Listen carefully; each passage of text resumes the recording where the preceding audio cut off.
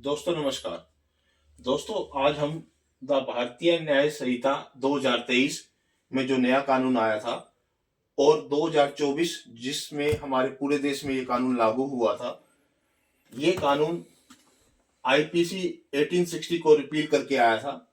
इसके अंदर बीएनएस के अंदर 65 सब क्लोज 1 सेक्शन के अंदर अगर कोई व्यक्ति रेप का ऑफेंस करता है किसी भी स्त्री के साथ जो कि 16 साल से कम आयु की है, तो उसके लिए जो सजा दी गई है वो क्या दी गई है? Rigorous imprisonment not less than 20 year, मतलब 20 ईयर से लेस की पनिशमेंट नहीं मिलेगी। और जिसको imprisonment for life life time imprisonment भी मिल सकती है, नेचुरल लाइफ तक, और फाइन भी साथ में लगाया जाएगा। और यह एक कोग्निजेबल ऑफेंस है। कोग्निजेबल ऑफेंस का मतलब क्या होता है कि संज्ञेय अपराध, जहां पर पुलिस तुरंत एफआईआर लॉन्च करती है और विदाउट वारंट आरोपी को अरेस्ट करती है। और यह नॉन बेलेबल ऑफेंस है जहां पर आपको पुलिस के द्वारा कोई बेल नहीं दी जाती। यह कोर्ट की डिस्क्रिशन पावर पर निर्भर करता है और एविडेंस के ऊपर निर्भर करता है कि एक्यूज के खिलाफ कितने एविडेंस स्ट्रोंग है। कोर्ट ऑफ सेशन, इसका ट्रायल कोर्ट ऑफ सेशन के अंदर होता है। अगर जिस भी व्यक्ति पर यह चार्ज लगता है, जिस आरोपी पर यह चार्ज लगता है या किसी व्यक्ति पर यह चार्ज लगता है, तो उसका जो ट्रायल होगा वो कोर्ट ऑफ सेशन में किया जाएगा।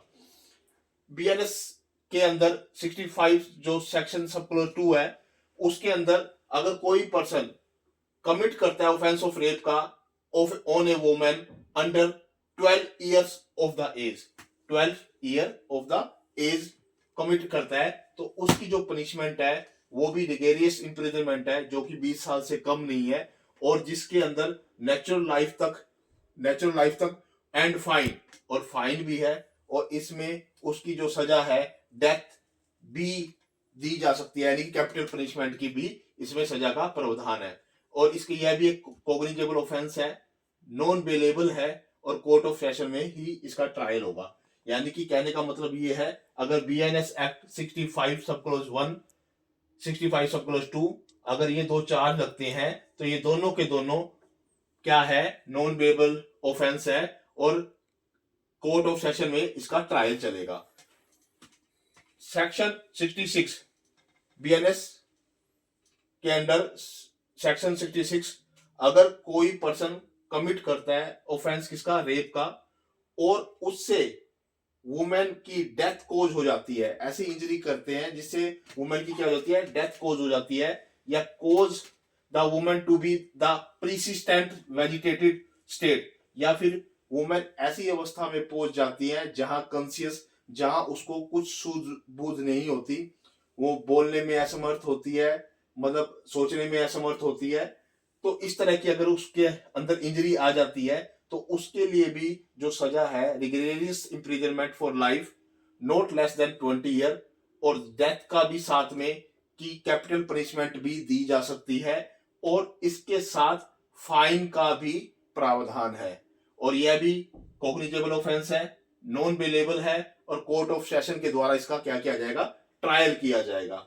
Section 67 sexual intercourse bye husband upon his wife during separation.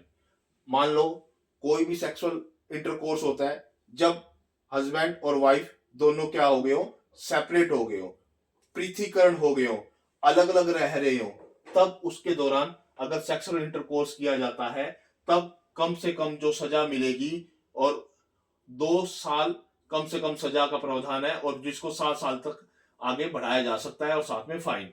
यह भी कोग्निजेबल ऑफेंस है, लेकिन यह बेलेबल ऑफेंस है। कोर्ट ऑफ सेशन के अंदर इसका ट्रायल किया जाएगा। सेक्शन 68 क्या कहता है कि sexual intercourse by a person in authority, अगर कोई भी व्यक्ति किसी अथॉरिटी के अंदर है और वो सेक्सुअल इंटरकोर्स करता है किसी भी वुमेन या चाइल्ड के साथ, तो उसकी रिगरेरियस इम्प्रिजनमेंट जो 5 साल से कम नहीं होगी, और जिसको 10 साल तक बढ़ाया जा सकता है, और प्लस में फाइन का भी प्रावधान है। और यह भी कोग्निजेबल ऑफेंस है, नॉन बेलेबल ऑफेंस है, और कोर्ट ऑफ सेशन में इसका ट्रायल होगा। 69 सेक्शन क्या कहता है? Sexual intercourse by employing deceitful means, मतलब आपने किसी भी स्त्री को या किसी भी व्यक्ति ने किसी भी स्त्री को या वुमेन को फॉल्स प्रॉमिस किया है एम्प्लॉयमेंट का, या इंड्यूसमेंट किया है, प्रलोभन दिया है, या प्रमोशन का वादा किया है, और उस प्रमोशन का वादा करने के बाद और इंड्यूसमेंट करने के बाद यानी प्रलोभन देने के बाद या एम्प्लॉयमेंट का लालच देने के बाद उन्हें उससे क्या किया है, सेक्सुअल इंटरकोर्स किया है, तो वो भी अंडर दी सेक्शन 69 के अंदर पनिशेबल ऑफेंस है, जिसके अंदर कोग्निजेबल, नॉन बेलेबल और कोर्ट ऑफ सेशन। मतलब यह भी कोग्निजेबल ऑफेंस है जहां पुलिस आपको बिना वारंट के अरेस्ट करेगी, और नॉन बेलेबल जहां पर पुलिस आपको बेल नहीं देगी। कोर्ट ऑफ सेशन यानी कोर्ट के पास डिस्क्रिशन पावर है कि वह एविडेंस के बेस पे या आपके साक्ष्य के बेस पे या आपकी केस की स्टडी के बेस पे, तो बेल कोर्ट के राइट पे डिपेंड करता है। इसमें व्यक्ति का कोई भी बेल का राइट नहीं होता। कोर्ट ऑफ सेशन में इसका ट्रायल होगा, कोर्ट ऑफ सेशन में। अब ये जो जितने भी हम बात कर रहे हैं सेक्शन की, ये सारे के सारे एक सेक्शन को छोड़ के अगर हम बात करते हैं, इस सेक्शन को छोड़ के 67 सेक्शन को छोड़ के, जहां पर जो सजा है वो कम से कम 2 साल की है और ये बेलेबल ऑफेंस है। बाकी सारे के सारे कोग्निजेबल ऑफेंस है, नॉन बेलेबल ऑफेंस है, और कोर्ट ऑफ सेशन में इन सभी सेक्शन के अंडर जिसको भी चार्ज लगता है, किसी भी आरोपी को चार्ज लगता है, तो उसका कोर्ट ऑफ सेशन में ही ट्रायल होगा। केवल एक ही ऑफेंस ऐसा है जिसका 67 सेक्शन जिसके अंदर बेलेबल ऑफेंस दिया गया है। दोस्तों आज के लिए काफी है, कल हम इसी पे फिर चर्चा करेंगे।